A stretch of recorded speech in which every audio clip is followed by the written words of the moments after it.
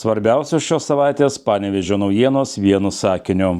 Panevėžys 36-asis Lietuvos nepriklausomybės atkūrimo metines paminėjo iškilmingą vėliavos kėlimo ceremoniją, husarų salvėmis, estafetiniu bėgimu bei gausia nemokamų kultūrinių renginių, parodų ir premjerų programa visame mieste. Panevėžio apskrities Gabrielės Petkevičaitės bitės viešoje bibliotekoje iškilmingai paminėtas iškilios gydytojos ir visuomenininkės Liudvikos Knizikevičienės 90 metų jubiliejus, prisimenant jos neįkainomą indėlį į šalies medicinos raidą bei aktyvią kultūrinę veiklą. Panevėžio miesto savivaldybė informuoja, kad vykdant Nemuno gatvės tilto konstrukcinių sijų montavimo darbus kovo 14 dieną šeštadienį eismas šiuo tiltu bus visiškai uždaromas, todėl vairuotojai raginami rinktis alternatyvius maršrutus.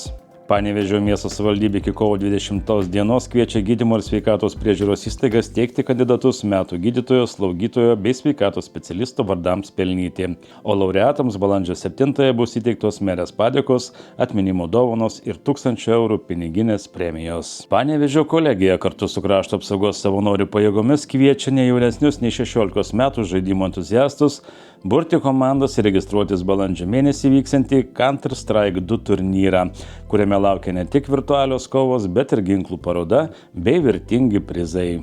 Panevėžio kultūros centre už daugiau nei 3,6 milijono eurų baigiami didžiosios salės modernizavimo darbai, o lygiagrečiai pradedamas pastato atnaujinimo projektas, kuris iki 2029 metų užtikrins aukštą energetinį efektyvumą ir šiuolaikišką estetinį vaizdą. Panevėžio Lietkabelio krepšinio klubas iki 2028 metų pratęsė bendradarbiavimą su sėkmingiausiu komandos istorijoje vyriausiuoju treneriu Nenadu Čanaku, taip užtikrindamas stabilumą ir tęstinumą ateities sezonams.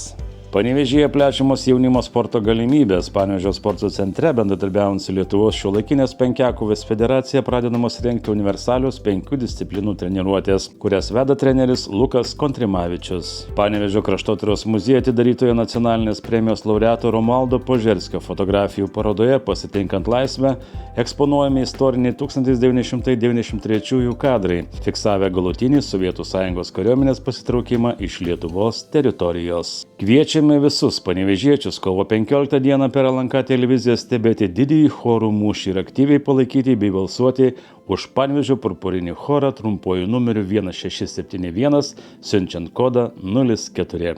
Tiek trumpai apie svarbiausias šios savaitės Panevėžio naujienas. Daugiau jų ieškokite Aukštaitijos naujienų portale aina.lt.